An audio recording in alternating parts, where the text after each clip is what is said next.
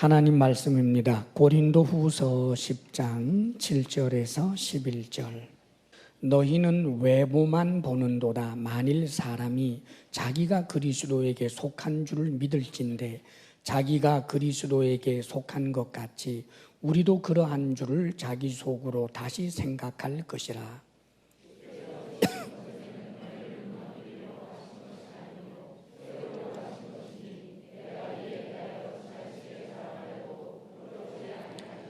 이는 내가 편지들로 너희를 놀라게 하려는 것 같이 생각하지 않게 함이라.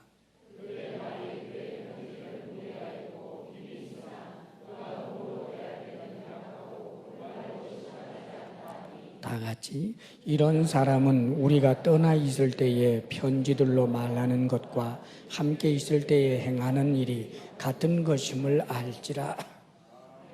교회는 사도들의 신앙, 그 신앙을 이어받아서 세워집니다. 주는 그리스도시요 살아계신 하나님의 아들이십니다 라고 사도 베드로가 신앙 고백을 하였는데, 너는 베드로라 하면서 내가 이 반석 위에 교회를 세우겠다 하십니다. 사도들이 전한 복음을 듣고 사도들이 전한 그 예수 그리스도를 믿는 믿음의 교회가 세워지는 것입니다. 그렇기 때문에 모든 건강한 교회는 사도신경을 통해서 우리가 사도적 전승을 이어갑니다 하는 것을 일반적으로 고백합니다. 그리고 우리가 하나님의 말씀으로 읽고 있는 성경은 사도들이 우리들에게 전해준 신약 성경은 사도들에 의해서 전해진 것입니다. 그렇기 때문에 교회에 있어서 이 사도적 전승이라고 하는 것은 대단히 중요하지요. 자, 그런데 사도 바울의 경우에 있어서 바울의 이런 그 사도성, 사도권을 무시하고 사도가 아니다라고 하는 이들이 있었습니다. 거기에 대하여 사도 바울은 자신이 분명히 주님께로부터 임명된 그 권세를 받은 사도라고 하는 이야기를 합니다. 그것을 계속해서 이제 변론하고 있는 내용을 우리가 오늘 또 접하게 됩니다. 바울이 사도로서 세워져서 그가 하는 일은 결국은 교회를 세우는 일입니다. 만일 사도성이 무시되게 되면, 바울이 사도가 아닌 것이 되게 되면 바울이 세운 모든 교회, 거기에 문제가 생기는 것이 됩니다. 그래서 이를 절대로 무시하지 않고 바울은 자신이 사도라고 하는 것을 변론하고 있는 것입니다. 교회를 하나님께서 이렇게 사도를 주신 것은 이런 사도를 통하여 교회를 세우고 성도를 세우기 위하여 주신 것입니다. 오늘의 이 내용을 통해서 우리는 특별히 교회 공동체 안에서 어떻게 서로를 세우고 어떻게 교회를 건강하게 세우는가에 대해서 우리가 배울 수 있습니다. 오늘 말씀 7절 말씀을 우리 함께 먼저 읽어보겠습니다. 다 같이 시작. 너희는 외모만 보는도다. 만일 사람이 자기가 그리스도에게 속한 줄을 믿을진대 자기가 그리스도에게 속한 것 같이 우리도 그러한 줄을 자기 속으로 다시 생각할 것이라. 아멘. 지금 바울은 아주 안타까움을 토로하고 있습니다. 교회를 세우는 것이 아니라 교회를 무너뜨리게 되는 그런 일들을 보면서 특별히 바울은 우리들에게 특별히 경계해야 될 것이 무엇인지를 가르쳐 줍니다. 그것은 외모만 보는 것입니다. 너희는 외모만 보는도다. 고린도 교회 성도들을 향하여 참 안타까움을 이야기하는 거지요. 외모에 집착하고 외모를 가지고 판단해 버린다라고 하는 그 안타까움을 말하는 것입니다. 이 외모라고 하는 것은 신체적인 그런 외모뿐만 아니라 이제 그 배운 정도, 지식 또 혹은 신분의 어떤 지위 또 혹은 여러 가지 가문, 배경, 흔히들 요즘 말하는 스펙, 이런 것들을 다 포함해서 이런 외적으로 드러나는 그런 부분들을 지금 외모라고 말하고 있는 것입니다. 사실 바울은 그 당시에 최고의 어떤 그런 엘리트 계층에 속하는 사람이었습니다. 그가 가지고 있는 뭐 가정 배경이라든지 또 집안의 재산 정도라든지 또 그는 그 당시에 최고의 석학에서 공부를 한 이제 최고의 학자 가운데 한 사람이었기 때문에 스펙면에 있어서 어느 누구에게도 뒤지지 않는 사람이었습니다. 그런데도 이 바울에게 문제가 되는 것이 하나 있었는데 그것은 바로 이 사도에 관한 문제였습니다. 바울은 우리 예수님께서 지상 사역을 하실 때 육체로 계시는 주님을 만난 적이 없습니다. 자, 그런데 바울의 반대자들, 바울을 적대하는 사람들은 학자들의 추정에 의하면 아마 예수님께서 이 땅에서 지상 사역을 할 때 예수님의 12제자 그룹에는 속하지 못했지만 예수님께서 하나님의 말씀을 전하는 그 예수님의 생생한 육성을 들어본 사람들 혹은 예수님께서 행하신 그 놀라운 기적을 직접 목격했던 사람들, 예수님을 좀 따라다녔던 사람들일 것이라고 추정을 합니다. 자, 그러다 보니까 이 사람들은 사도 바울에 대하여 우리는 예수님을 직접 보았는데도 사도가 아닌데 예수님을 직접 본 적도 없는 어떻게 바울이 사도일 수가 있겠느냐, 그렇게 해서 바울의 사도됨을 인정하지 않고 반대하는 그런 사람들이 있었습니다. 자, 그런 면에서 본다면 바울은 그들이 원하는 그 외모, 그 조건을 갖지 못한 사람에 속하는 것입니다. 더더군다나 사도 바울의 이 신체적인 외모에 대해서는 뭐 우리가 사진을 볼 수 있는 것도 아니고 그의 초상화를 볼 수 있는 것도 아니어서 어떻게 생겼는지는 잘 모릅니다. 그런데 2세기에 저작이 된 바울과 테클라 행전이라고 하는 그런 책이 있다고 합니다. 그런데 그 책에 의하면 바울을 이렇게 소개한다고 그래요. 키는 작고 안짱다리라고 그럽니다.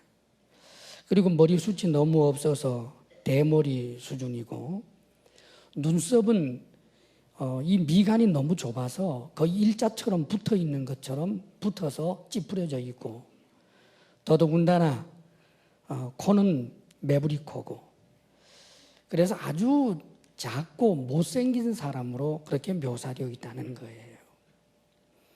그러니까 바울의 신체적인 그런 외모도 또 바울이 스스로는 사도라고 주장하고 있지만 사도라고 하는 데 있어서 어떤 조건이 부족해 보이는 그런 부분들. 자, 이런 것 때문에 바울을 반대하고 적대하는 사람들과 동조해버리는 고린도 교회 성도들이 있었단 말입니다. 자, 그들은 바울의 외모에 집착하는 거예요. 정말 비호감으로 생긴 그 바울 뿐만 아니라 바울이 사도라고 할 때 이런저런 조건 부분에 있어서 뭔가 못 미쳐 보이는 그런 모습. 그렇기 때문에 바울을 무시하고 바울이 전한 복음조차도 의심하는 그런 일들이 일어난 것에 대해서 바울이 대단히 유감스러움을 이야기하고 있는 것입니다. 사실 이 외모에 관한 부분은 오늘날도 뭐 잘생긴 사람이 이렇게 저렇게 덕을 보는 일들이 참 많습니다. 사실 어느 시대보다도 오늘날은 외모 지상주의라고 할 정도로 외모에 대해서 많이 집착하는 것 같습니다. 사실 요즘 흐름은 잘생겼으면 선한 사람처럼 보이고 못생겼으면 못된 사람처럼 보려고 하는 그런 경향이 있어요. 참 안타까운 일입니다. 불이익을 당하는 이유가 자신의 외모 때문이다라고 생각을 하는 사람들이 많고 지금 이 사회에서 좀 더 출세를 하고 성공을 하는 조건 가운데 외모가 상당히 중요하다. 그런데 이렇게 마음을 두는 사람들이 점점 많아지고 있는 그런 추세입니다. 참 안타깝지요. 그런데 사실 이 외모에 관한 이 부분은 오늘날만의 문제가 아니라 옛날도 그랬던 것 같아요. 더더군다나 굉장한 믿음의 사람 사무엘과 같은 사람조차도 잘생긴 외모에 깜빡 속아 넘어가는 그런 일도 있었습니다. 하나님께서 이새의 아들들 가운데서 이제 사울을 이어서 왕을 세우겠다고 하시지요. 그래서 이새의 아들이 8형제나 있는데 이제 제비를 뽑아서 이제 이새의 아들들이 이제 나오게 되는 겁니다. 이새의 집안이 뽑혀서 이새의 아들들이 하나둘 나오게 되는데 그 첫 번째 맏아들 엘리압이라고 하는 사람이 나왔을 때 성경에 보면 사무엘이 감탄합니다. 이 사람이야말로 참으로 이스라엘의 왕이 될 만하다. 이유는 다른 데 있지 않았습니다. 외모가 너무 준수했거든요. 아주 기품이 있었거든요. 눈이 부리부리하고 위엄이 막 저절로 흘러 넘쳐 보였습니다. 왕감이다. 그런데 성령 하나님께서 이 사무엘 마음속에 이렇게 말씀하십니다. 그의 용모와 키를 보지 말라. 내가 이미 그를 버렸노라. 용모와 키를 보지 말라. 내가 이미 그를 버렸노라. 아멘, 아멘. 내가 보는 것은 사람과 같지 아니하니 사람은 외모를 보거니와 나 여호와는 중심을 보느니라. 우리 하나님께서는 중심을 보신다고 그럽니다. 그런데 사람은 자꾸 외모를 봐요. 문제는 외모에 속지 말아야지, 조건에 속지 말아야지. 우리가 그렇게 하면서도 이쁘면 더 좋아 보이고 여러 가지 스펙이 찬란하면 그 사람 훌륭하게 보이는 이것이 우리들이란 말입니다. 중심을 보고 싶은데 우리는 그 중심을 볼 만한 그런 능력이 없습니다. 그가 어떤 사람인지 그 중심을 우리가 어떻게 보겠습니까? 자, 그렇다면 어떻게 해야 할까요? 할 수 없잖아. 외모로만 판단해야지. 아니요, 그럴 수 없습니다. 오늘 성경은 너희가 외모만 보는도다라고 말합니다. 자, 외모만 보지 않을 그런 방법이 교회 공동체 안에 한 가지 있습니다. 바울은 이렇게 이야기하고 있지요. 만일 사람이 자기가 그리스도에게 속한 줄을 믿을진데 자기가 그리스도에게 속한 것 같이 우리도 그러한 줄을 자기 속으로 다시 생각할 것이라. 다시 생각할 것이라. 무엇을 생각하라는 것입니까? 지금 바울을 반대하는 사람들의 이야기를 들은 고린도 교회 성도들이 바울에 대하여 비호감으로 생각하고 바울의 복음조차도 약화시키는 그런 입장에서 다시 한번 생각하라는 것입니다. 나 자신이 그리스도에게 속한 것으로 생각한다면 바울과 함께 일했던 그들도 그리스도에게 속한 자라고 하는 것을 다시 생각하라, 그 말입니다. 사랑하는 여러분, 교회 공동체에서 우리가 외모로 판단하지 않기 위해서 가져야 할 중요한 방법입니다. 성도끼리, 성도 가운데는 외모에 있어서 대단히 못나 보이는 사람이 있습니다. 소위 그 스펙이라고 하는 것이 너무 없어 보이는 사람이 있습니다. 지식도 학교 배움도 짧고 가진 지위도 너무나 낮아 보이고 말도 어물하고 생긴 것도 변변치 못하고 집안도 넉넉하지 못하고 그 무엇 하나 보아도 제대로 된 것이 없어서 그래서 그 외모를 볼 때 그를 무시하고 업신 여겨도 될 것이다라고 판단되는 그런 사람도 있는 것입니다. 그런데 바울은 성도에게 있어서 성도가 성도에게 생각하는 가장 중심되는 것은 내가 그리스도에게 속한 것처럼 저 변변치 못해 보이는 저 사람도 그리스도에게 속하여 있다라고 하는 것을 다시 생각하라는 것입니다. 내 마음의 끌림은 좋은 외모 쪽으로 갔지만 내 마음의 끌림은 좋은 조건을 가진 쪽으로 갔지만 다시 생각하는 것입니다. 아니야. 내가 외모에만 너무 집착하고 있구나. 내가 지금 조건에만 너무 생각하고 있구나. 교회에서 같은 신앙 공동체인으로 예수를 나와 같이 주라고 고백하는 저 사람은 존중받아 마땅한 사람이야 하고 생각하라는 말입니다. 그렇지요, 여러분. 사도 바울 못생겼다고 하십시다. 사도 바울 그가 말씀을 전할 때 좀 어눌한 사람이었다라고 하십시다. 사도 바울 그가 어떻게 보면 다른 사도들처럼 늘 시비거리가 될 만한 그런 어떤 조건상에 있어서 문제가 있다고 하십시다. 그러나 그렇다고 할지라도 사도 바울은 여전히 그 못생긴 외모에도 불구하고 그가 이런저런 조건이 좀 연약함에도 불구하고 어떤 사도들보다 열심히 주의 일을 해온 것을 생각한다면 어찌 바울을 무시할 수가 있겠습니까?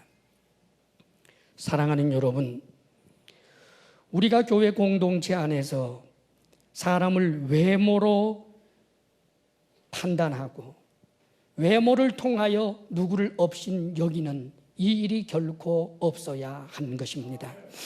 마태복음 18장 6절에 누구든지 나를 믿는 이 작은 자 중 하나를 실족하게 하면 나를 믿는 이 작은 자입니다. 교회 안에 주님을 믿는 작은 자가 있습니다. 교회 안에 주님을 믿는 대단한 사람만 있는 것 아닙니다. 작은 자, 없는 자, 업신여김을 늘 이곳저곳 사회에서 받아왔던 그런 사람들도 교회 안에 있습니다. 그러나 그가 믿는 자라면 나를 믿는 이 작은 자 중 하나를 실족하게 하면 차라리 연자 맷돌이 그 목에 달려서 깊은 바다에 빠뜨려지는 것이 나으니라. 무슨 말씀입니까? 내가 절대로 간과하지 않겠다. 나를 믿는 저 소자를 네가 없인 여기느냐? 너는 저를 작다고 여기지만 내가 볼 때는 그가 작은 자가 아니다. 그는 큰 자다. 왜요? 우리 하나님의 눈에는 우리 눈에 볼 때 작은 자였지만 그 중심을 보시는 하나님 앞에서는 큰 자일 수도 있기 때문입니다. 어마어마하게 큰 자를 우리가 작은 자로 여겨서 없인 여겼다면 하나님 앞에 우리가 얼마나 큰 죄를 짓게 되는 것입니까? 사랑하는 여러분, 우리는 항상 주님의 이 마음을 알아야 하는 것입니다. 때때로 소자라고 생각을 하고 무시해도 된다라고 생각했던 그 사람이지만 그래, 저분은 주님을 믿는 사람이야. 다시 생각하자. 그의 중심을 보자. 그렇게 해서 우리가 그의 중심을 보려고 노력을 하고 선한 마음의 문을 열고 그를 주목하여 관계하다가 보면 어느덧 그에게 놀라운 성령의 열매가 있는 것을 보게 될 수도 있을 것입니다. 무시할 때는 몰랐는데 알고 보니까 그리스도의 아름다운 향내가 나는 것을 우리가 냄새 맡을 수도 있을 것입니다. 사랑하는 여러분, 우리가 작다고 여기는 자가 결코 작지 않다는 것을 알아야 하는 것입니다. 교회가 서로를 세운다라고 하는 것은 바로 이런 것입니다. 교회 안에서는 신실한 믿음이 있는 사람을 귀하게 여기고 교회 안에서는 주님을 위하여 헌신하고 봉사하고 스스로 종이 된 자를 귀하게 여기고 교회 안에서는 예수님을 믿는 자를 참으로 존귀한 하나님의 아들로 여겨주고 그를 존중하여 세우는 것, 이것이 바로 서로가 서로를 세우는 것입니다. 마땅히 외모로 사람을 판단하지 아니하고 언제나 인정하며 존중하는 그런 하나님의 사람들, 우리 공동체가 될 수 있기를 바랍니다. 계속해서 8절에 이렇게 또 가르쳐 줍니다. 8절 말씀 함께 읽습니다. 주께서 주신 권세는 너희를 무너뜨리려고 하신 것이 아니요 세우려고 하신 것이니 내가 이에 대하여 지나치게 자랑하여도 부끄럽지 아니하리라. 권세를 말하고 있습니다. 바울은 하나님께서 자신에게 주신 그 사도라고 하는 권세는 너희를, 성도를, 그리고 교회를 무너뜨리려고 하는 것이 아니라 세우려고 하신 것이다 라고 그렇게 이해를 하고 있습니다. 그렇습니다, 여러분. 왜 사도를 주셨고 사도 권세를 주셨을까요? 교회를 세우고 성도를 세우려고 하신 것입니다.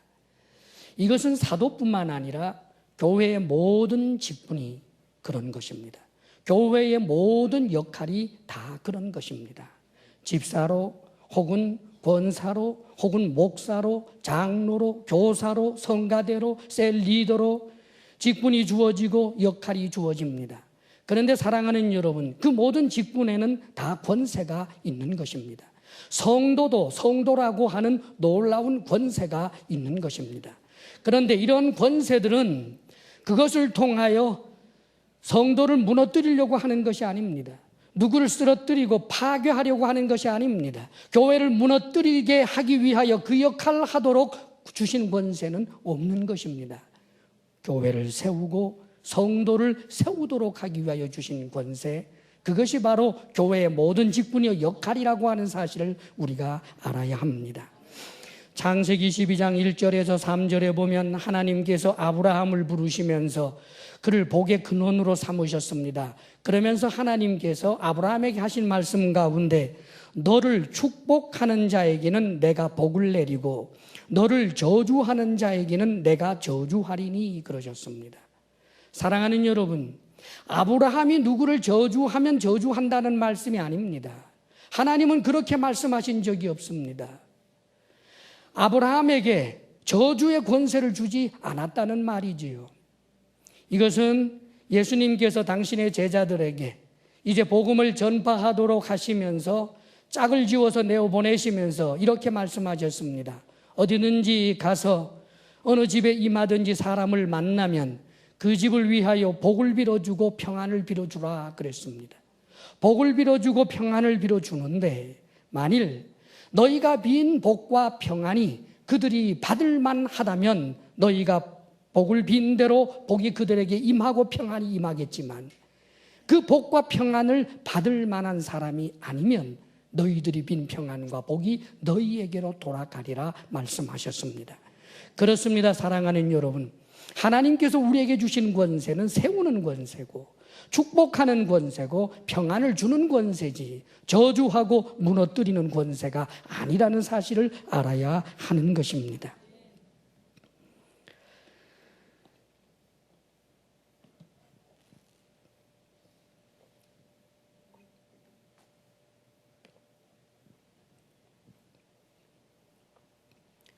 바울의 대적자들은 사실상 사단에게 쓰임을 받는 그런 인물들입니다. 결국은 바울이 전한 복음을 복음되지 못하게 하고 다른 복음을 전하고 예수 그리스도 그 이름으로 구원을 얻는 것이 아니라 다른 예수를 전하는 자들입니다. 사도들이 전하여 준 예수가 아니라 자신들이 스스로 율법주의를 첨가시켜서 만들어낸 그런 예수를 전하고 있는 사람들이 바울의 대적자들이었습니다.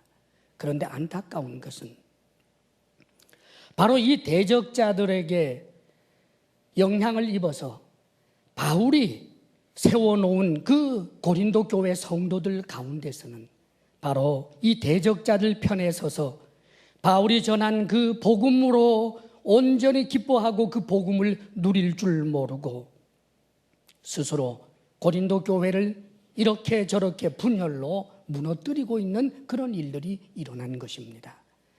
사랑하는 여러분, 참으로 우리가 이 시대를 살면서 주의해야 할 일인 줄 압니다. 가끔은 교회에 대한 평판이 좋지 않습니다. 사랑하는 여러분, 저도 여러분도 이 시대의 교회에 이런저런 암울한 모습들은 우리가 회개하는 마음을 가지는 것이 마땅합니다.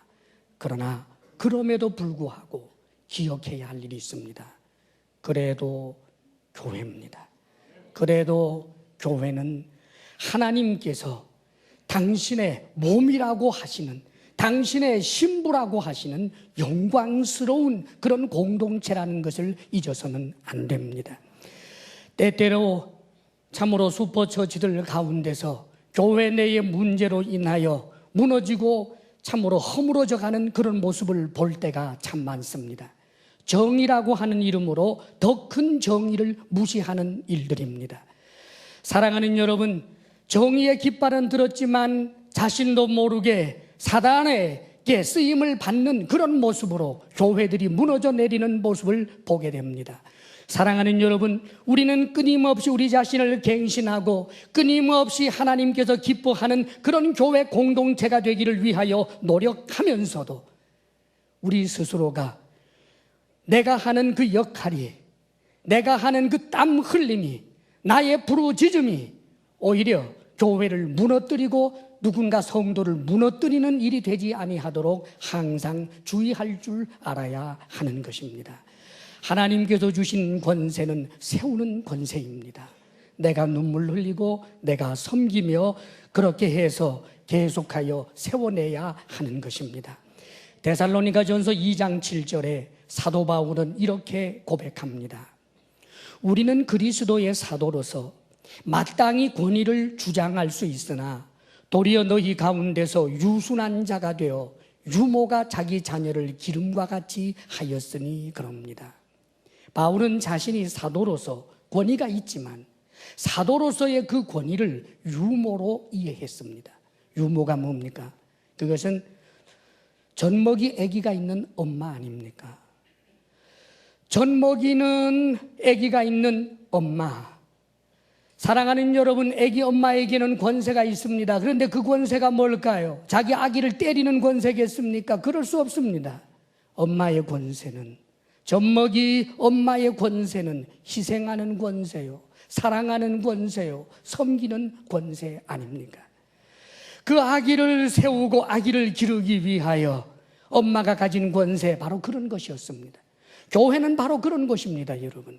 사랑하는 여러분, 이런저런 못마땅한 점이 있죠. 이런저런 부족한 점이 있죠. 그럼에도 불구하고 스스로 종이 되어 섬기며 세워내는 것입니다.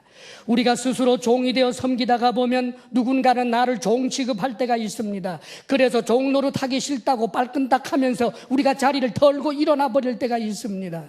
내가 누군가의 발을 씻어주려고, 그래 내 남편의 발을 씻어주자, 내가 김 집사님 발을 씻어주자, 그렇게 작심을 하고 스스로 종이라고 생각을 하고 발을 씻어주노라면 정말 종 취급을 당할 때가 있습니다. 그러면 우리는 세숫대야를 뒤집어 엎어버립니다. 사랑하는 여러분, 아기 엄마, 젖먹이 엄마가 아이를 끊임없이 사랑하고 섬기고 세우려고 할 때 엄마의 기대대로 다 호응하는 것 아니지 않습니까? 그럼에도 불구하고 끝까지 섬기는 그 권세를 사용하는 엄마처럼 교회의 모든 직분은 그런 것입니다. 사랑하는 여러분, 참으로 교회를, 성도를 이런저런 부족함에도 불구하고 끝까지 세워내는 신실한 주의 일꾼들, 직분자들이 다 될 수 있기를 바랍니다. 그리고 오늘 말씀 9절에서 11절입니다. 함께 읽겠습니다. 시작. 이는 내가 편지들로 너희를 놀라게 하려는 것 같이 생각하지 않게 함이라. 그들의 말이, 그의 편지들은 무게가 있고 힘이 있으나 그가 몸으로 대할 때는 약하고 그 말도 시원하지 않다 하니, 이런 사람은 우리가 떠나 있을 때에 편지들로 말하는 것과 함께 있을 때에 행하는 일이 같은 것임을 알지라. 10절에 그들의 말이, 그렇지요, 이 바울의 대적자들의 말입니다.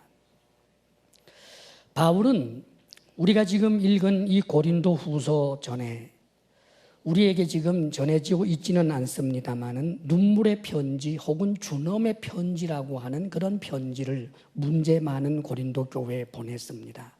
기도를 통해서 참으로 간절히 기도하면서 눈물로 편지를 쓰되, 그러나 단호하게 하나님의 뜻을 담아서 기도를 통해서 보내준 적이 있는데, 그래서 고린도 교회 성도들이 변화가 일어난 것입니다. 바울이 보내준 그 편지들을 읽으면서 자신들의 잘못을 깨닫고 참으로 예수 그리스도의 주되심과 그 복음의 진정성을 온전히 알고 회복되는 역사들이 있었던 것입니다. 그런데 문제는 외부에서부터 가만히 들어온 바울에 의해서 세워진 그 성도들이 아니라 율법주의자들 가운데서 스스로 하나님의 말씀에 정통해 있다라고 하는 그런 사람들, 바울의 사도성을 인정하지 아니하는 그런 사람들이 와서 바울이 준 이 편지들을 보면서 이렇게 폄하하는 것입니다. 그들의 말이, 그의 편지들은 무게가 있고 힘이 있는데 그를 몸으로 대할 때는 약하고 그 말도 시원하지 않다. 이렇게 지금 바울을 폄하하는 것입니다. 무슨 말입니까?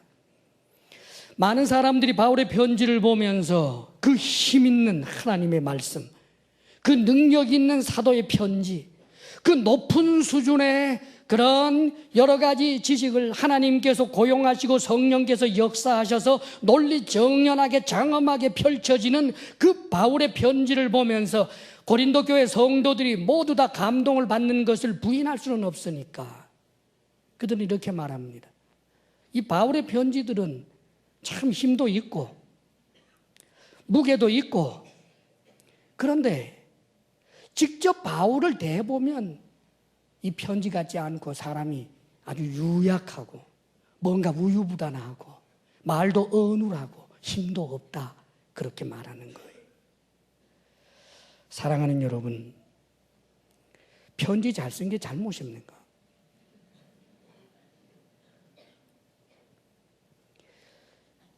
잘못일 수 없는 것조차도 꼬투리를 잡고 폄하하는 것이에요.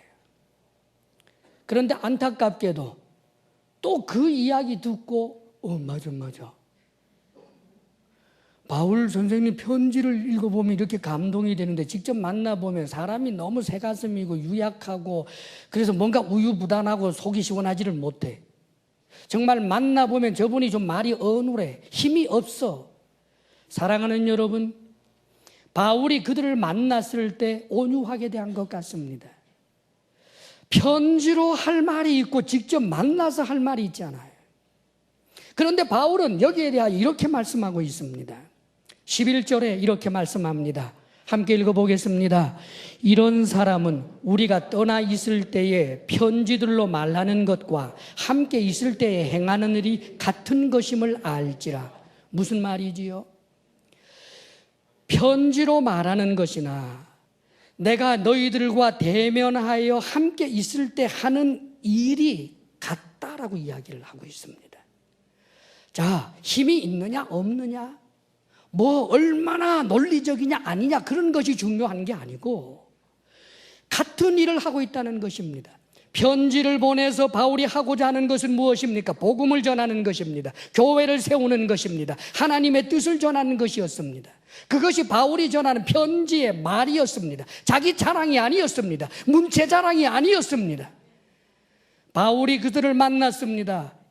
왜소하고 새가슴처럼 보이고 유약하고 뭔가 어눌하지만 여전히 바울은 똑같은 일을 하고 있을 뿐입니다. 복음을 전합니다. 교회를 세우려고 노력합니다. 사랑하는 일을 하고 있습니다. 편지로 하는 말이나 바울이 직접 하는 일이나 이것이 같은 것이다, 이것을 지금 이야기하고 있는 것입니다. 자, 그러고 보면 바울에게는 칭찬할 것밖에 없는 것 아닙니까? 바울님이 편지를 써서 우리에게 보낼 때 그가 가진 지식과 그의 능력과 그의 대단한 필체를 성령님이 사용하셔서 우리에게 감동을 주시는 이런 귀한 말씀을 주셨다. 하나님의 뜻을 잘 알 수 있도록 도와주셨다. 바울을 만나보게 되면 바울이 외모가 아주 초라한 사람이지만, 유약한 사람이지만, 말은 어눌하지만 그가 참으로 주의 사랑을 가지고 우리를 세우기 위하여 여전히 복음 예수 전하는 그 모습을 우리가 본다. 사랑하는 여러분, 강하면 강한 대로 주의 일을, 약하면 약한 대로 주의 일을, 장점은 장점대로 주의 일을, 단점은 단점대로 주의 일을, 이런 바울을 어떻게 폄하할 수 있느냐, 그 말입니다. 사랑하는 여러분, 우리는 늘 주의해야 합니다. 조금 더 생각하고 조금 더 깊이 생각하면 세울 수 있는데 잘못된 말로 인하여 교회를 무너뜨리고 성도를 무너뜨리는 것입니다. 교회라고 하는 곳은 성전이 아닙니다. 교회는 사람입니다. 그리고 교회를 이루는 이 공동체의 사람은 어떤 시험을 거쳐서 어느 수준 이상의 천사 같은 사람들만 모여 있는 곳이 결코 아닙니다. 삶의 이런저런 문제를 가지고 있는 이들, 연약한 채로 죄인의 모습으로 와 있는 것입니다. 사람들이 모여 있는 곳에 왜 말들이 없겠습니까? 사랑하는 여러분, 그러나 우리는 내가 하는 그 말이 사단의 일을 돕는 것이 되지 않도록 스스로 자신의 혀를 제어할 줄 알아야 하는 것입니다. 뿐만 아니라 누군가가 한 그 말로 인하여 내 마음에 쓴 뿌리가 자라지 않도록 노력해야 하는 것입니다. 바울의 대적자들이 잘못된 말을 한 것, 하나님께서 거기에 대하여 징계하실 것입니다. 동시에 이 바울의 대적자들이 한 잘못된 그 말에 흔들렸던 사람들의 영적인 손해는 고스란히 그들의 몫이 되어버리고 마는 것입니다. 자신 속에 있는 잘못된 말을 들음으로 인하여 생겨난 그 쓴뿌리를 스스로 뽑아버리지 못하면 그 손해는 자신이 보게 된다는 말입니다. 그러므로 사랑하는 여러분, 우리는 말에 대하여 덕을 세우는 말을 하도록 노력해야 합니다.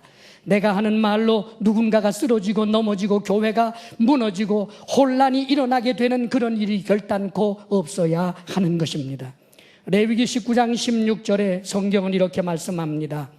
너는 내 백성 중에 돌아다니며 사람을 비방하지 말며 내 이웃의 피를 흘려 이 일을 도모하지 말라. 나는 여호와니라. 칼로 찔러야만 피나는 것 아닙니다.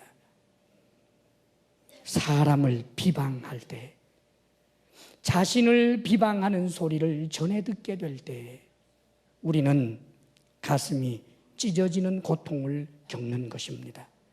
사랑하는 여러분, 우리가 쉽게 생각하고 쉽게 말한 그것으로 인하여 주님께서 피로 값주고 산 내 믿음의 형제 자매가 큰 마음의 생채기를 갖게 된다면 얼마나 하나님 앞에 부끄러운 모습이 되는 것입니까? 시편 101편 5절에 이렇게 경고합니다. 자기의 이웃을 은근히 헐뜯는 자를, 은근히 헐뜯는 자를 내가 멸할 것이요 눈이 높고 마음이 교만한 자를 내가 용납하지 아니하리로다 하십니다. 대놓고 적극적으로 헐뜯는 것뿐만 아니라 지식과 그리고 상식과 여러 가지로 무장을 해서 교묘한 언변으로 은근히 헐뜯는 것. 사랑하는 여러분, 우리는 이런 유혹에 빠질 때가 많습니다. 언젠가 나타나서 나보다 신앙 연륜이 짧고 또 짧은 사람이 열심히 달려가는 모습을 보면 나도 모르게 시샘으로 인하여 그가 달려가는 길을 브레이크 거는 말을 할 때도 있습니다. 나하고 친해지기를 원하는데 누군가가 누구와 더욱더 친밀한 관계를 형성하고 있는 모습을 보면서 나도 모르게 그를 비난하는 말을 쏟아낼 때도 있습니다. 김 집사님이 이 집사님하고 너무너무 친합니다. 박 집사님이 김 집사님을 찾아갔어요. 이야기하던 중에 집사님, 이 집사님하고 친하신가 봐요. 예, 너무 친하지요. 참 그분 좋은 분이지요. 그러니까 박 집사님 얘기합니다. 친하신 거 맞지요? 이상하다. 은근히 말입니다. 아니 왜요? 아니에요. 은근히 말입니다. 사랑하는 여러분, 정말 주의해야 합니다. 그 이 집사님은 김 집사님하고 친하다고 하면서 그러시더라고요. 김 집사님이 성격이 까칠해서 친구가 없기 때문에 친구 되어줬다고 그러던데요. 우리 교회에 있었던 이야기 아닙니다, 여러분. 사랑하는 여러분, 우리가 하는 말, 사실은 저도 여러분도 말에 허물이 없는 자가 어디 있겠습니까? 그렇기 때문에 주님 앞에 참으로 말할 때 늘 주의해야 합니다. 우리가 누군가에 대하여 견책할 수 있습니다. 그런데 그 견책은 내가 기도하고 또 기도한 다음에 그를 대면하여 견책할 것입니다. 하나님께서 합의하시면 그를 얻도록 만들어 주실 것입니다. 그를 회개케 할 것입니다. 그러나 그가 없는 자리에서 그를 비난해서는 안 되는 것입니다. 사랑하는 여러분, 그가 없는 자리에서 우리가 할 것이 있습니다. 그가 없는 자리에서 그를 칭찬하십시오. 그가 없는 자리에서 그의 덕을 칭송하십시오. 그가 없는 자리에서 그가 존귀한 사람이라고 말하십시오. 마주 볼 때는 좋은 사람, 훌륭한 사람입니다 말하다가 돌아서서는 은근한 비난이 돌려 들어오게 될 때 생채기가 더 커지는 법입니다. 사랑하는 여러분, 우리가 우리의 입술을 스스로 제어함으로 교회를 세우는 것입니다. 언제나 덕을 세우는 말을 하고 서로 돌아보면서 사랑과 칭찬을 격려하는 것입니다. 열심히 기도 생활 시작한 사람에게 잘한다고 칭찬하십시오. 열심히 교회 생활을 하기 위하여 첫사랑으로 뜨거워진 사람을 볼 때마다 칭찬하고 주목하며 찬사를 보내주십시오. 그렇습니다, 여러분. 그리하여 교회 공동체가, 참으로 이 교회 공동체 안에서는 나를 사랑해 주는 사람들이 가득하고 나를 위해 주는 사람이 가득하다라고 하는 그런 힘을 얻을 때에 사회에서 때로 소외를 당하고 사회에서 여러 가지 어려움을 겪는다 할지라도 교회에 오는 것이 즐거울 것 아닙니까? 교회 오는 것이 힘들고 셀 모임 가는 것이 힘들어진다면 우리는 얼마나 안타까운 죄를 하나님 앞에 범하고 있는 것입니까? 사랑하는 여러분, 서로를 세워내는 하나님의 사람들이 될 수 있기를 바랍니다. 기도하겠습니다. 이 시간 주님 앞에 간절히 결단하며 기도하기를 바랍니다. 하나님께서는 우리에게 주신 모든 직분과 역할로 서로를 세우고 교회를 세우라고 하십니다. 외모로 판단하지 마십시다. 교회 안에서 소자는 없습니다. 교회 안에서 업신여겨도 될 만한 사람은 없습니다. 내가 갖는 믿음, 그가 함께 갖고 있기 때문입니다. 사랑의 하나님께서 우리를 통하여 우리의 혀를 제어하게 하시사 칭찬하고 격려할 수 있도록 도와주옵소서. 쓴 뿌리를 뿌리지 않게 하여 주옵소서. 이 시간 간절한 마음으로 결단하며 기도하겠습니다. 아버지 하나님, 참으로 주의 교회는 빈약하고 누추하고 부끄러움이 많사오나 그래도 주여 성령으로 임재하여 계시는 영광스러운 주의 신부, 영원토록 하나님과 함께할 공동체임을 믿습니다. 오 주님, 주님을 사랑하듯 주의 교회를 사랑하며 주께서 피로 값주고 산 성도를 사랑하게 하옵소서. 외모로 판단하여 경멸치 않게 하여 주옵소서. 오 주님, 한 믿음을 가진 형제를 존귀히 여겨 오 주 하나님, 그분 속에 있는 아름다운 그리스도의 향내를 맡을 수 있게 하여 주옵소서. 우리에게 주신 모든 역할, 교회를 섬기기 위하여 주신 권세인 줄 알고 스스로 옷깃을 여며 조심하며 우리의 입술에 재갈을 물려 선하고 덕이 되는 말을 할 줄 알게 하여 주옵소서. 아버지 하나님, 사랑하는 성도가 나로 인하여 실족해 하는 일이 없도록 오 주여, 우리 한 사람 한 사람에게 은혜를 더하여 주옵소서. 주의 사랑하는 주의 백성들이 하나님 주신 은혜를 생각하며 예물을 올려드립니다. 하늘과 땅의 주인 되시는 하나님께 누가 있어 드리며 하나님이 없는 자처럼 받으시겠습니까? 주님의 명령과 주님께서 우리에게 주신 은혜를 생각하며 하나님 앞에 정직한 마음과 기쁨으로 하나님 앞에 하나님을 사랑하는 마음으로 올려드리오니 비록 작은 것이지만 받아 주옵소서. 주의 성도들 오직 하나님께로만 받기로 결심하게 하시며 불의의 재물에 마음 두지 않게 하시고 불로소득 일확천금 꿈꾸지 않게 하여 주옵소서. 하나님이 주시는 분복을 누리며 주님이 주시는 대로 하나님께 드리고 이웃에게 나누며 사는 물질의 선한 청지기들 되게 하여 주옵소서. 우리 성도들에게 건강의 복을 주옵소서. 일터의 복을 주옵소서.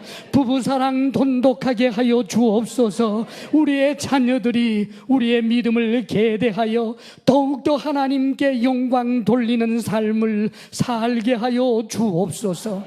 이제는 우리 주 예수 그리스도의 크신 은혜와 하나님 아버지의 한없는 사랑과 성령의 교통하심과 충만케 하심이 주님이 주신 성도의 이 권세로 교회를 세우며 성도를 세우는 이가 되게 하여 주옵소서. 결단하며 나아가는 사랑하는 모든 성도들 위해 이제로부터 영원토록 함께 하시기를 간절히 축원하옵나이다. 아멘.